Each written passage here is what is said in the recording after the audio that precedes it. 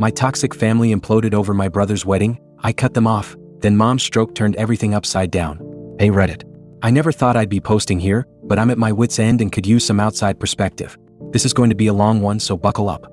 For context, I'm a 28-year-old woman, and I come from what I can only describe as a powder keg of a family. My parents divorced when I was 12 and it was ugly. Like, throwing dishes and screaming obscenities in the front yard, ugly. Since then, it's been a non-stop roller coaster of drama, manipulation, and boundary violations. I've tried to keep the peace and be the good daughter, but recent events have pushed me to my breaking point. The main players in this shit show. Me, 28F.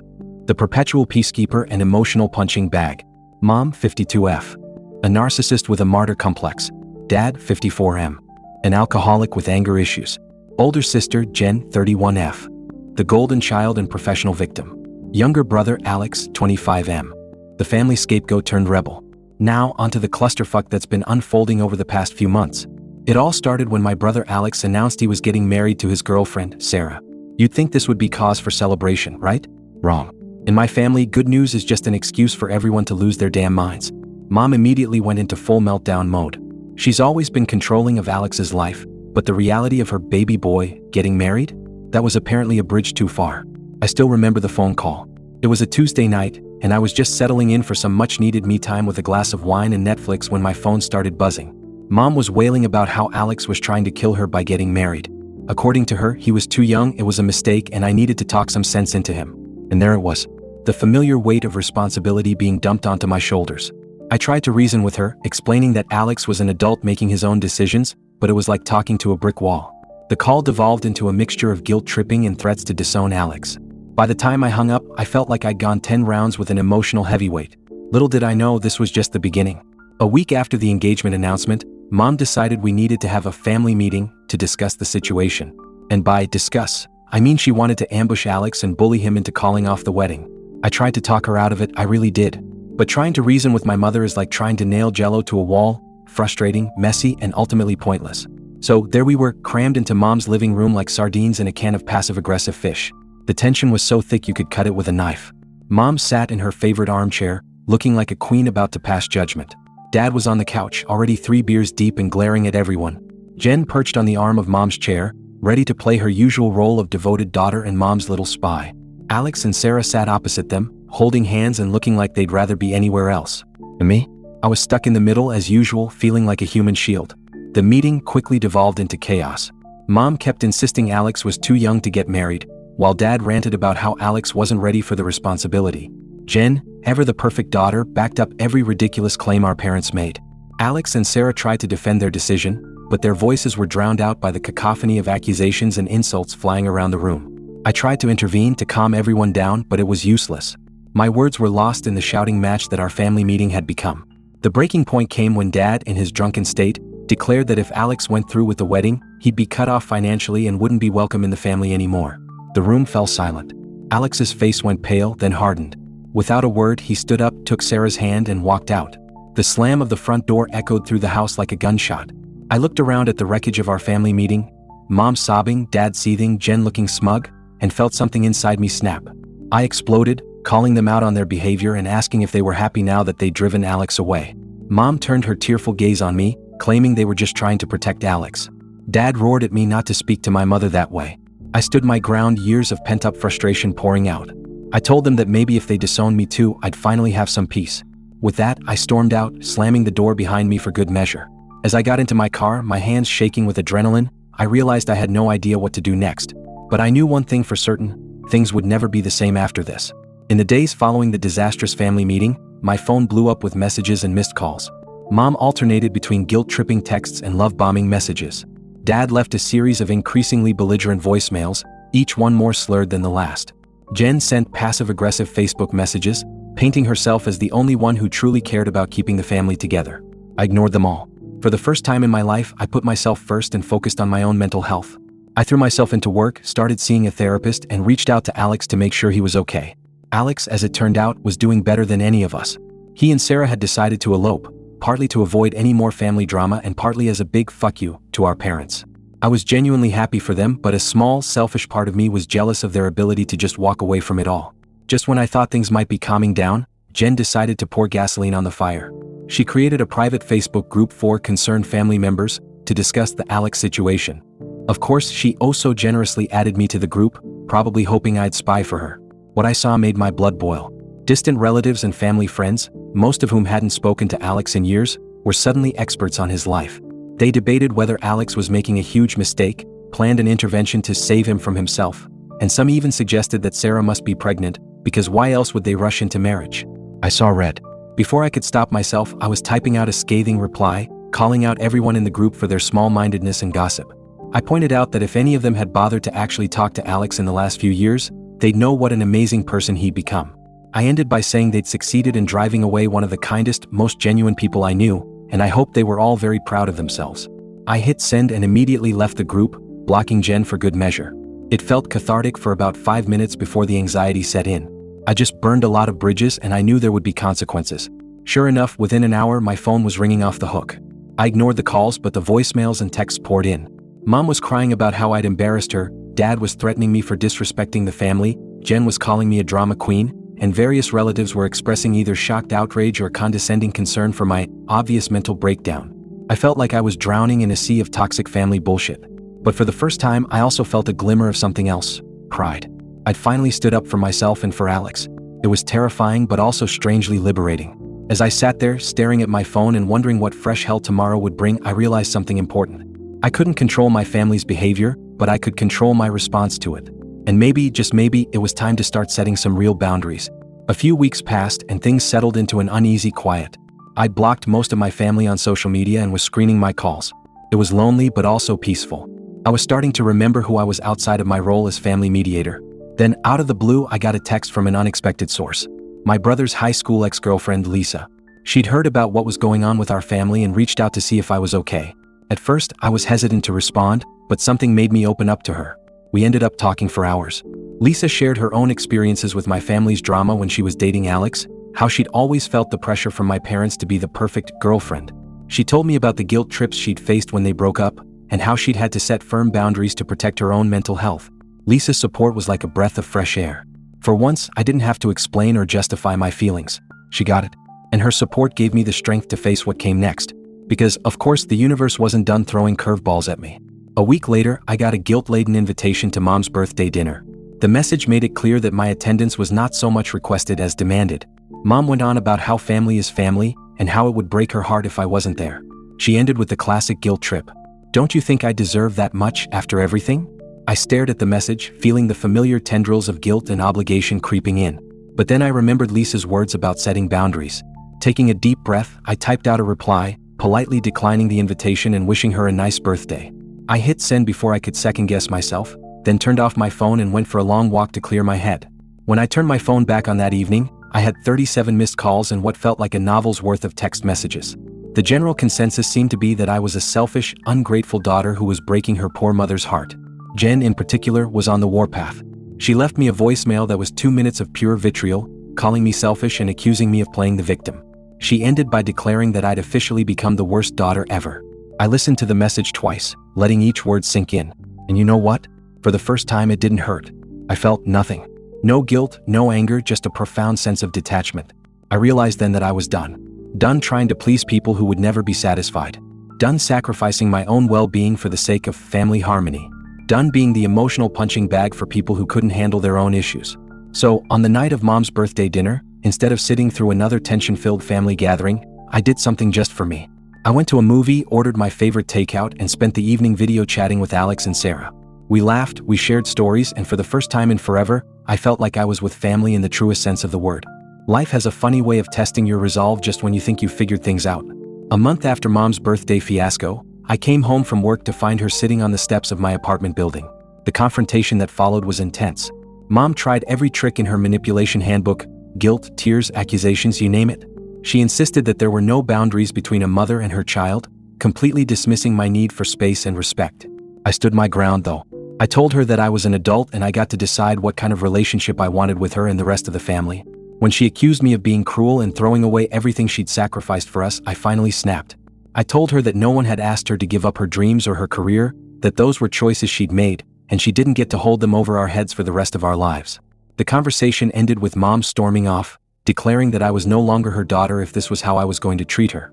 It hurt, I won't lie, but it also felt like a weight had been lifted off my shoulders. In the weeks that followed, I went through a roller coaster of emotions. There were days when I doubted my decision, when the guilt threatened to overwhelm me. But there were also days when I felt lighter, freer than I had in years. I threw myself into therapy, working through years of emotional baggage. I strengthened my relationships with friends who'd been pushed to the sidelines by my family drama. And most importantly, I stayed in close contact with Alex and Sarah, supporting them as they planned their new life together. It's been 6 months since that confrontation with Mom. I'd love to say that everything's been resolved, that we've all had some big come-by a moment and become a happy family. But life isn't a Hallmark movie. Dad's still drinking, Mom's still playing the victim, and Jen's still enabling their toxic behavior. But you know what? That's their choice. I can't control their actions, but I can control my response to them. I'm learning to set and maintain healthy boundaries. I'm rediscovering who I am outside of my role as the family peacekeeper. And for the first time in my adult life, I'm putting my own mental health and happiness first. It's not easy. There are still days when I feel the pull of obligation, when a particularly guilt-trippy message from Mom makes me question everything. But then I remind myself of how far I've come, of the peace I've found, and I stand firm. To those of you out there dealing with toxic family dynamics, I want you to know that it's okay to prioritize your own well-being. It's okay to set boundaries even if it makes you feel guilty at first. And it's okay to create your own definition of family, one that's built on mutual respect and genuine love rather than obligation and manipulation. I don't know what the future holds. Maybe someday my family will be ready to address their issues and build healthier relationships. Until then, I'm focusing on the family I've chosen. The friends who support me, Alex and Sarah, and most importantly, myself. It's a journey and I'm sure there will be more challenges ahead. But for the first time in a long time, I'm excited to see where this path leads. Because finally, it's a path I've chosen for myself. Edit. Wow, I didn't expect this post to blow up like it has. Thank you all for your support and kind words. To those who've shared similar experiences, know that you're not alone. And to those who've suggested therapy, I'm already on it and it's been a game changer. I've gotten a lot of questions about Alex and Sarah, so here's a quick update. They're doing great. They had a small, intimate wedding ceremony last month with just a few close friends. I was honored to be Alex's best woman. It was beautiful, drama-free, and everything they wanted. Seeing my little brother so happy and at peace, it made all the family drama worth it. As for me, I'm taking it one day at a time. Some days are harder than others, but I'm getting stronger. I've started a support group for others dealing with toxic family dynamics, and it's been incredibly healing to connect with people who understand. To those asking about Mom, Dad, and Jen, I haven't had any direct contact with them since the confrontation. I've heard through the grapevine that they're telling everyone I've abandoned the family, but I'm past caring about their version of events. I know my truth and that's enough. I want to address something that's come up in the comments a few times. The idea that I should try to fix my family or that I'm giving up too easily. Here's the thing. I spent years trying to be the fixer, the mediator, the peacekeeper. It nearly broke me. I've come to realize that I can't change people who don't want to change. My parents and sister are adults who make their own choices. My job isn't to fix them, it's to take care of myself. That said, I haven't completely closed the door on reconciliation. If they ever decide to seek help, address their issues, and commit to building healthier relationships, I'd be open to reconnecting, with strong boundaries in place, of course. But I'm not holding my breath, and I'm not putting my life on hold waiting for it to happen. For now, I'm focused on healing, growing, and building a life that brings me joy. I'm rediscovering old hobbies, making new friends, and even started dating someone who respects my boundaries and supports my journey. It's scary and exciting all at once. To everyone who's reached out with support, advice, and shared experiences, thank you. You've reminded me that there's a whole world out there beyond the toxic bubble I grew up in. You've given me hope and strength when I needed it most. Update 3 months later. Hey Reddit. It's been a while and a lot has happened. Buckle up because this update is a doozy. Remember how I said I wasn't holding my breath for a family reconciliation? Well, life has a funny way of throwing curveballs when you least expect them. It started with a late-night phone call from my dad. At first, I didn't answer. It was 2 a.m. and I assumed he was drunk dialing again. But then he called 3 more times in quick succession. Something in my gut told me to pick up. I'm glad I did. Dad was calling from the hospital. Mom had collapsed and was in the ICU. The doctors suspected a stroke.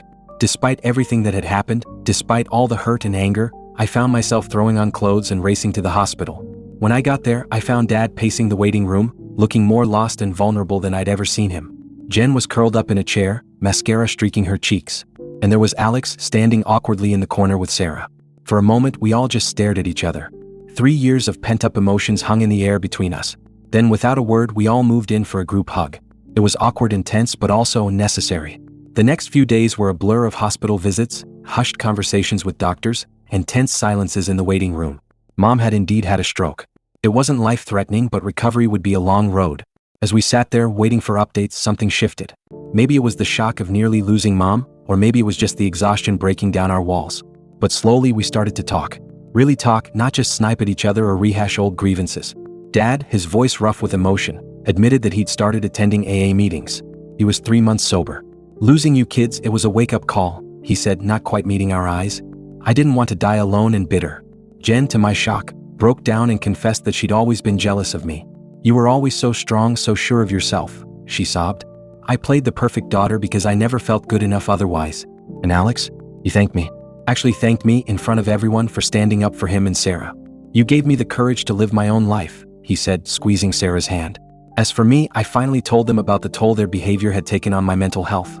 I laid out, calmly and clearly, the boundaries I needed going forward. To my surprise, they listened. Really listened. It wasn't all kumbaya and instant healing, of course. There were still tense moments, old habits that crept in. Dad snapped at a nurse and I saw him eyeing the hospital bar longingly. Jen made a few passive-aggressive comments about my abandonment of the family. Old wounds don't heal overnight. But there were good moments too. Dad asking about my job with genuine interest. Jen apologizing for her voicemail tirade. All of us rallying together to support Mom's recovery. When Mom finally woke up and was coherent, the real test came. Her first words to me were, "I'm sorry." Not, "Why weren't you here sooner?" Or, "How could you abandon me?" Just, "I'm sorry." We talked, really talked for the first time in years. She admitted that she'd started seeing a therapist after our confrontation. "I didn't want to lose you," she said, her voice weak but determined. "I didn't want to be the bitter old woman who drove away her children." It was a start. A small one, but a start nonetheless. As I write this, I'm back in my apartment, emotionally drained but cautiously optimistic. Mom's been discharged and is starting her rehab. We've all agreed to family therapy, a minor miracle in itself. I'm not naive enough to think that everything's fixed. We have years of toxic patterns to unlearn, years of hurt to work through. There will be setbacks, arguments, moments when old habits resurface. Recovery, and Mom's physical recovery and our family's emotional recovery, will be a long, challenging road. But for the first time in years, I feel like we're all walking that road together instead of pulling in different directions. To everyone who supported me through my original post, thank you. Your words gave me the strength to stand firm in my boundaries even in this crisis. Because I had done the work on myself, I was able to be there for my family without losing myself in the process. And to anyone out there still in the trenches with their own toxic family drama, don't give up hope. Change is possible even if it comes from unexpected places. Keep working on yourself, keep those boundaries firm, and be open to the possibility of growth, both your own and your family's. I don't know what the future holds for my family. We're not out of the woods yet, not by a long shot. But for the first time in a long time, I feel a glimmer of hope. And for now, that's enough. Edit 2. Thank you all for the overwhelming support and for sharing your own stories. I'm trying to respond to as many comments as I can, but please know that I'm reading them all and they mean the world to me. A lot of you have asked about the guy I mentioned I was dating in my last update. Well, that's another plot twist in this ongoing drama. His name is Mark and he's been an absolute rock through all of this. He even came to the hospital a few times to bring me coffee and a change of clothes. The funny, or maybe not so funny, thing is, my family's crisis brought some issues in our relationship to light. Mark confessed that he'd been feeling overwhelmed by the intensity of my family drama. We had some long, hard conversations about what we both need and want. In the end, we decided to take a step back and slow things down a bit. It's bittersweet, but I'm proud of us for communicating openly and making a mature decision. As for my family, we had our first group therapy session yesterday. It was intense. There were tears, shouting, moments where I thought someone would storm out. But we all stayed. We all listened. It's a start. Mom's recovery is slow but steady. She's frustrated with her progress, and there have been moments of the old mom peeking through, guilt trips, passive-aggressive comments. But there are also moments of genuine effort and change. Yesterday, she actually apologized for snapping at her physical therapist without being prompted. Baby steps, but important ones. Dad's still sober for months now. He's thrown himself into being Mom's caretaker with the same intensity he used to apply to drinking. I'm a bit worried about him burning out, but when I expressed this, he actually listened and agreed to look into caregiver support groups. Old Dad would have bristled at the suggestion and accused me of thinking he's weak. Jen and I are working on things. We're trying to build a relationship as adults, separate from our childhood dynamics. It's awkward and sometimes tense, but there are moments of connection too. Last week, we actually managed to have coffee and talk for 2 hours without any drama. It felt like getting to know a stranger who happens to share my childhood memories. Alex and Sarah have been my lifelines through all of this. They check in daily, offering support and a listening ear when things get tough. They're talking about starting a family of their own soon, and I'm excited at the prospect of being an aunt. As for me, I'm taking it one day at a time. I'm maintaining my boundaries even when it's hard. I'm continuing my own therapy. I'm learning to balance being there for my family with taking care of myself. There are still hard days. Days when old patterns emerge and I feel that familiar urge to play peacekeeper at the cost of my own well-being. But I'm getting better at recognizing those moments and stepping back. I don't know what the future holds. Family recovery is a marathon, not a sprint, and we're still in the early miles. But we're running it together, and that's more than I could have hoped for a few months ago. Thank you all again for being part of this journey with me. Your support, your stories, your advice, it all means more than I can express. To anyone out there still struggling with family drama, hang in there. Change is possible. Healing is possible. It's not easy and it's not guaranteed, but it's possible. And you're stronger than you know.